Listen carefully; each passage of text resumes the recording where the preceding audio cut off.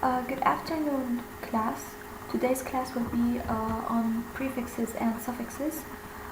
It will be easy because in the first semester we already took the prefixes and suffixes, but we will add further letters.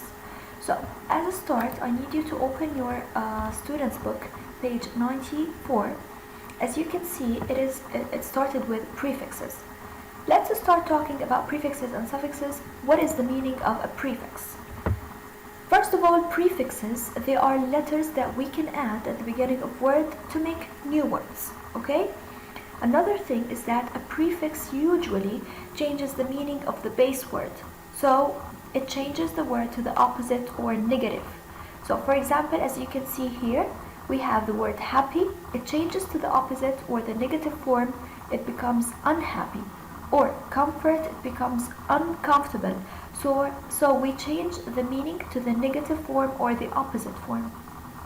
The last thing you should know about prefixes is that they can't stand by themselves.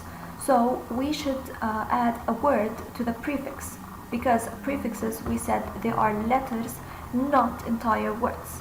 Okay, so they are only letters, you can only add them to the words and they cannot stand by themselves. Going back to the book, as you can see, it says here the prefixes. I already gave you an example of one prefix, which is un. We already took it in the first semester, which is happy, unhappy. But we're going to extend further prefixes to the group we already took, which is n, m, r, and l.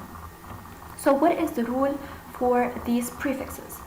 Let's start with the n, or the most used prefix, which is n.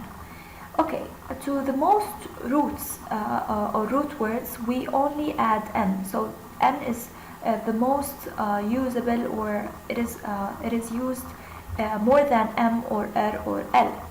So we add n to the most root words to change them into their opposite form. So we would say correct, it becomes incorrect, or efficient, it becomes inefficient, or visible, invisible. Okay, so sometimes you would read this as a one word, invisible, but in fact the n is only prefix. So if we omit n, it becomes visible. Another thing we need to know, for example, you should look here, we have the word credible. If we added the root n, it becomes incredible. So it becomes not credible. It means that we changed the word or the root word to the opposite. Okay, but this is for n. What about m or r or l? What you should need to know here is that if the root word begins with the letter m or p, we add the letter or the prefix m to the root word. So for example, if the word is perfect, we don't say imperfect, we say imperfect. Why? Because the first letter of the word started with the letter P. Another thing is when the word starts with the letter M. So mobile, we say immobile or immobile. Okay? Here, if you can see, we have the word possible. So if we added the prefix m, it becomes impossible. Why didn't we say in? Because the first letter of the word, it's either m or p. Okay? But another thing, what if the root word begins with the letter r? Then we add the prefix er. For example, we have regular, it becomes irregular. Why? To make it easier for pronunciation. That's why we add the root m to the words that begins with m or p, or the root r to the words that begins with the letter r. The last thing is that when the root word begins with the letter l, so we add the prefix ill. For example, legal becomes illegal. In all of these prefixes, the most important thing we have to know is that this is the way that we change the word from the positive form to the negative form, or to the opposite form. But to make it easier, we don't add only in or un. Sometimes if the word starts with m or p, we add the prefix m. If the letter starts with the letter r, we add r. And if the word starts with the letter l, we add the prefix il. So illegal, irregular, imperfect, and the last thing is incorrect. Okay, I need you to, as an assignment or as a homework, I need you to open your workbook, page 50. You would see that we have two questions. Question number 1, they give you a box. This box has some words. We have to add the suitable prefix. So we can either add M or N or R or L, depending on the first letter. Okay, so you would tell me, or you would ask, okay, the first letter M or P, M, R, R, and L, I would add IL. But what if the last or the first letter doesn't start with any? We would usually use N. Okay, we don't add on all of the time, so we would usually N. N is mostly used with words. After you finish adding the suitable prefix to the words inside the box, go to question number 2. You would see a crossword. Somehow it is a game. I need you to use the words that we already solved in the box in question number 1 to put them inside the box. To make it easier, they gave you clues down. If you can see the clues under or the last thing in the page, you would see that we have clues down and across. You should add the words from the box to and use, of course, the clues to put the words inside the crossword. That's it for prefixes. I guess they are so simple. As you can see, we have the box inside on page 94 in the student's book, the box in the yellow. You would see that we have human, logical, mortal, sane, polite, convenient, rational, and audible. And I need you to add the right prefix. Is it either N or M or R or L? Do it and then send me the answers along with the questions on page 50. That's it for prefixes. We will go now to suffixes.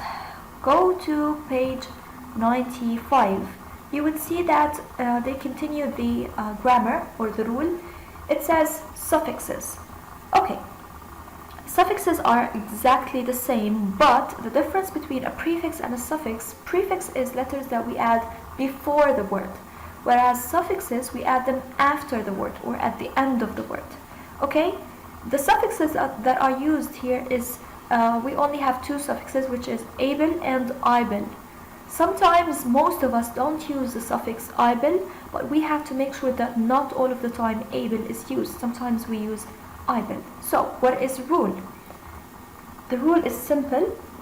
It says, if we pronounced the word and we could hear a whole root, then we add the suffix able. For example, look at the word depend or dependable. If we said depend, is it a whole root? Yes. So if it's a whole root, we add the suffix able. Look at the second word. It is comfortable. If we can pronounce the whole root or the word comfort, is it a whole root? Yes. So we add the suffix able. But look at these words. We have the word horrible and visible. If we pronounced the root har, do we have a word that is hor? No. It is horrible. That's why, because we don't have, or if we pronounce the word, we don't hear a whole root, so we would add the suffix able. The same thing here. Visible, we don't have a word that is called vis, okay? So, because we don't have this word, we add the suffix able. So, one more time, we add the suffix able if we could hear the whole root and the word makes sense. So, for example, depend or comfort or reason or accept or allow. These words, we hear the whole root and the words make sense. So we add the suffix able. But if we can't hear the whole root and the word doesn't make any sense, we add the suffix able. So for example, horrible, visible, terrible, reliable, edible. So we add these suffixes. But we have to be careful that not all able and able they follow these rules. Sometimes they don't follow these rules, but for now I need you to only memorize or to only know these rules. If you can see the box in blue, you would notice the first point is that incredible. The root cred comes from an old word meaning to believe. So incredible means unbelievable. The other point is that impossible, the word pass comes from an old word meaning to be able to do something. So impossible means something can't be done. The last thing is affordable. The root word means afford. So afford or affordable means that something you can afford, or it means can be afforded.